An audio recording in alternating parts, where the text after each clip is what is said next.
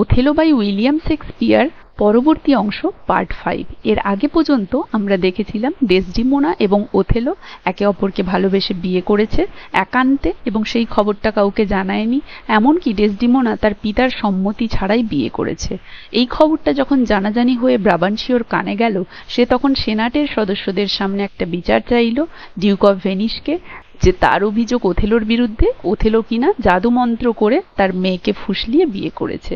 কিন্তু যখন বিচার বসলো, ওথেলোর কথা শুনে সবাই বুঝতে পারলো যে ওথেলো নির্দোষ এবং সে ডেসডিমোনার সম্মতিক্রমেই বিয়ে করেছে, এবং ওথেলোর কোনো দোষ নেই এটা নিশ্চিত হলো ডেসডিমোনার স্বীকারোক্তিতে, ডেসডিমোনার সাক্ষীতে। ডেসডিমোনাকে যখন ডেকে পাঠানো হলো, সে স্বীকার করলো ওথেলো এবং সে দুজনেই সম্মতিক্রমে বিয়ে করেছে। ফলে আবেদন খারিজ হয়ে যাওয়ার ফলে ব্রাবানশিও ওথেলোকে জামাতা হিসেবে বা জামাই হিসেবে স্বীকার করে নিতে বাধ্য হলো। কিন্তু বাবা হিসেবে সে যথেষ্ট দুঃখ পেল এবং সেই দুঃখে সে ওথেলোকে জানালো যে সে খুশি যে ডেসডিমোনা ছাড়া তার কোনো অন্য সন্তান নেই, নইলে ডেসডিমোনা থেকে পাওয়া এই দুঃখ তাকে অন্য সন্তানদের প্রতি অত্যাচারী করে দিত, এবং ওথেলো যেন ডেসডিমোনাকে তার থেকে অনেক দূরে নিয়ে যায়। কারণ যেই মেয়ে তার বাবাকে ঠকাতে পারে, বাবার সম্মতি ছাড়াই বিয়ে করে বাবাকে প্রতারিত করতে পারে, সেই মেয়ে ভবিষ্যতে তার স্বামীকে মানে তোমাকেও প্রতারিত করতে পারে। এই বলে সে ওথেলোকে সতর্ক করলো। এরপরে দেখো, আফটার দ্য ট্রায়াল, এই বিচারের পরে Othello readily went to the war in Cyprus along with Desdemona as she refuse to stay with her father anymore. তাহলে এই বিচারের পরে ওথেলো সাগ্রহে, খুব আগ্রহের সহিত ওয়েন্ট টু দ্য ওয়ার, সেই যুদ্ধক্ষেত্রে পৌঁছে গিয়েছিল। ইন সাইপ্রাসে অ্যালং উইথ ডেসডিমোনা, সঙ্গে ডেসডিমোনাকে নিয়ে। অ্যাজ শি রিফিউজ, যেহেতু সে প্রত্যাখ্যান করেছিল two stay with her father anymore, তার বাবার সাথে আর থাকার।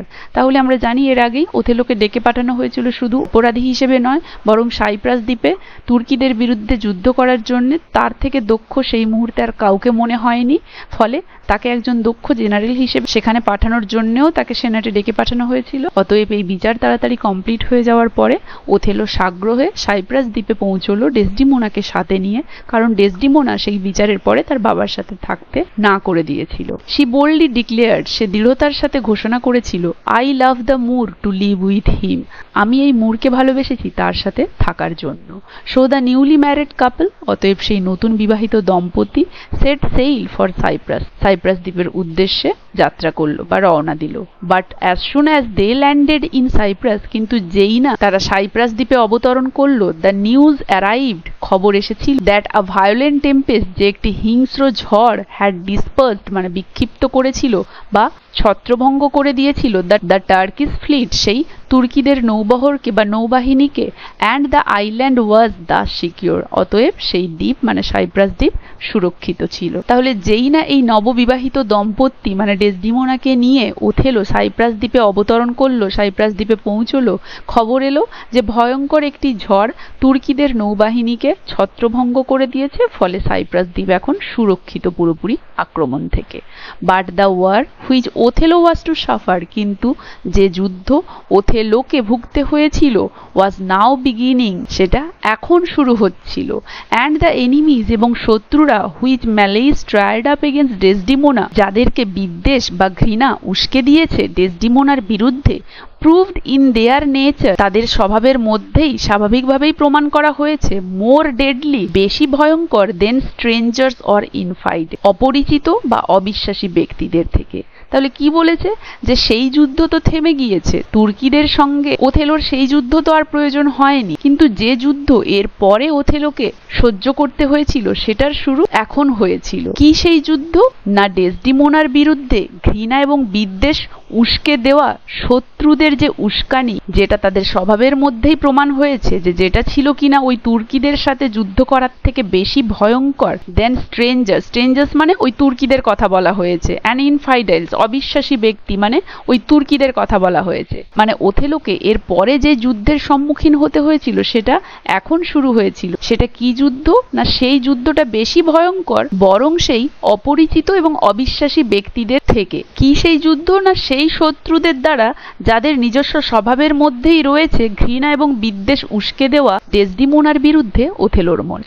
মানে ডেসডিমোনার বিরুদ্ধে ওথেলোর মনে ঘৃণা এবং বিদ্বেষ উস্কে দেওয়া সেই শত্রুদের সঙ্গে যে যুদ্ধটা, সেই যুদ্ধটাতে ওথেলোকে বেশি সাফার করতে হয়েছিল তুলনায় সেই অপরিচিত অবিশ্বাসী তুর্কি বাহিনীর সাথে যে যুদ্ধটা হতো সেটায়। তাহলে তুর্কিদের সাথে বা সেই অপরিচিত অবিশ্বাসী ব্যক্তিদের সাথে যুদ্ধ হওয়ার তুলনায় বরং ওথেলোকে এর পরে যেই যুদ্ধটা সাফার করতে হয়েছিল সেটা ছিল ডেসডিমোনার বিরুদ্ধে ঘৃণা উস্কে দেওয়া। কি হয়েছিল সেটা এরপরে আমরা দেখতে পাবো। দেখো, among the friends of Othello, ওথেলোর বন্ধুদের মধ্যে no one possessed his confidence more than Casio.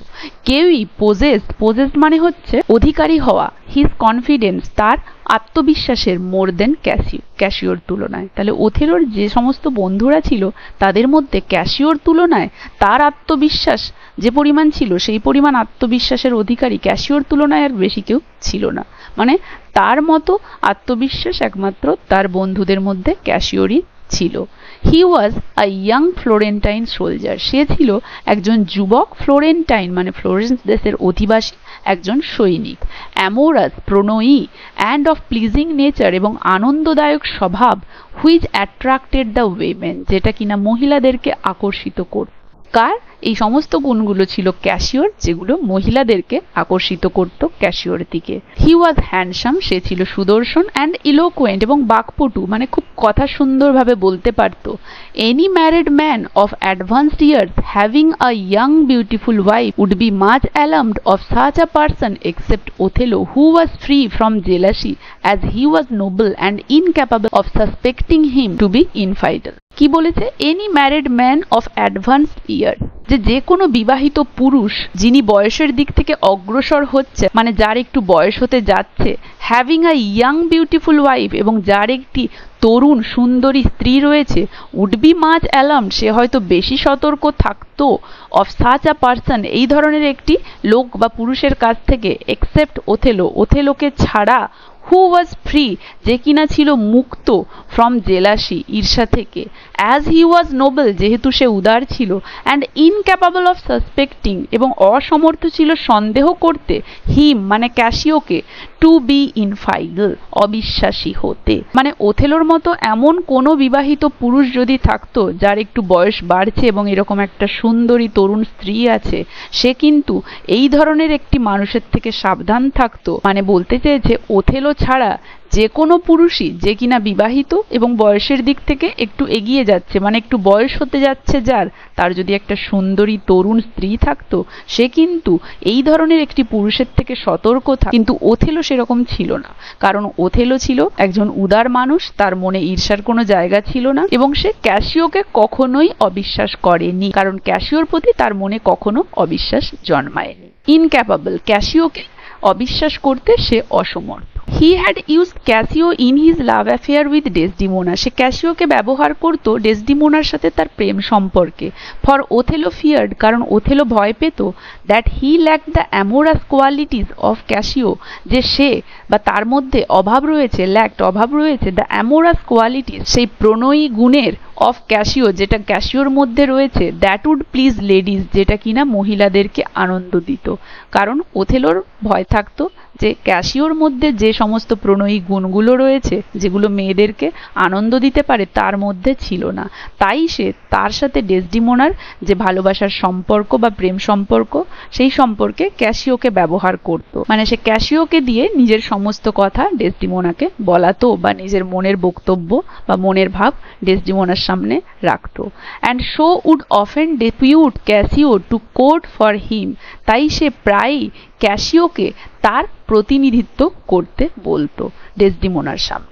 Such innocent simplicity, এই নিষ্পাপ সরলতা, being rather an honour than a blemish to the character of the valiant Moor, বরং ছিল একটি সম্মানের কাজ অপমানের থেকে এই সাহসী মুরের ক্ষেত্রে বা এই সাহসী মুরের চরিত্রে। তাহলে এই ধরনের একটা নিষ্পাপ সরলতা কেউ কি এরকমটা করবে যে নিজের স্ত্রী যে কিনা এতটা সুন্দর এবং নিজে কুৎসিত, ওথেলো কালো কুৎসিত ছিল আফ্রিকান পিপলদের মতো, তাই তাকে মুর বলা হয়েছে।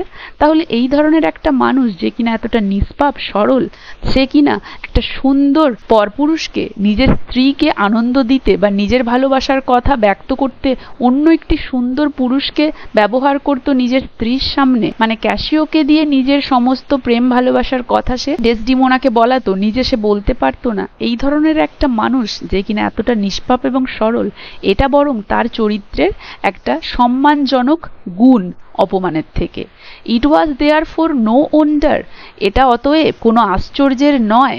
ইফ নেক্সট টু ওথেলো, যদি ওথেলোর পরে দ্য জেন্টল ডেসডিমোনা, সেই সুশীল Desdemona, loved and trusted Cassio, ক্যাসিওকে ভালোবেসে থাকে বা বিশ্বাস করে থাকে। তাহলে ওথেলোর পরে দ্বিতীয় কাউকে যদি ডেসডিমোনা ভালোবেসে বা বিশ্বাস করে থাকে সেটা হলো ক্যাসিও। এই বিষয়ে অবাক হওয়ার বা আশ্চর্যের কিছু নেই, কারণ তাদের সম্পর্কটা এরকমই ছিল। কারণ ওথেলো তো নিজেই ক্যাসিওকে দিয়ে তার সমস্ত ভালোবাসার কথা ডেসডিমোনার সামনে প্রকাশ করত। কারণ ক্যাসিও বাকপটু ছিল, ক্যাসিও এই সমস্ত কিছুতে একদম পটু ছিল, তাই ক্যাসিওকে সে বন্ধু হিসেবে নিজের প্রেম নিবেদন করার জন্য ডেসডিমোনার সামনে ব্যবহার করত। যেমনটা সমস্ত ছেলেরা করে, নিজেদের মনের ভাব তাদের গার্লফ্রেন্ডের সামনে প্রকাশ করার জন্য বা স্ত্রীর সামনে প্রকাশ করার জন্য নিজের বন্ধুদের সাহায্য নেয়, ঠিক সেরকমটা। হেন্স, অতএব, the marriage of this couple, এই দম্পতির যে বিয়ে, made little difference to their relationship with Cassio, ক্যাসিওর সাথে তাদের সম্পর্কের ফলে, ক্যাসিওর সাথে তাদের দুজনের যে সম্পর্ক, সেই সম্পর্কের ফলে এদের দুজনের যে বৈবাহিক সম্পর্ক, সেই সম্পর্কে কোনো ভিন্নতা এলো না। মানে ক্যাসিও তাদের দুজনের মাঝে এভাবে একটা মেসেঞ্জার বা সাহায্যকারী হিসেবে থাকার ফলে, তাদের সাথে ক্যাসিও রিলেশন হওয়ার ফলে তাদের দুজনের যে সম্পর্ক তাতে কোনো পার্থক্য বা বিভেদ এলো না। হি ফ্রিকুয়েন্টেড দেয়ার হাউস, সে প্রায়শই তাদের বাড়ি যেত। সে বলতে এখানে ক্যাসিওর কথা বলা হয়েছে, দেয়ার বলতে ওথেলো এবং Desdemona. And his free and rattling talk, এবং তার সেই মুক্ত, প্রাণখোলা এবং প্রাণবন্ত র্যাটলিং টক, কথাবার্তা, ওয়াজ এন্ডিয়ারিং টু ওথেলো, ওথেলোর কাছেও প্রিয় ছিল। ফর হি হিমসেলফ, কারণ সে নিজেই, হি বলতে Othello, was of a serious temper, ছিল একজন গুরু গম্ভীর মেজাজের ব্যক্তি।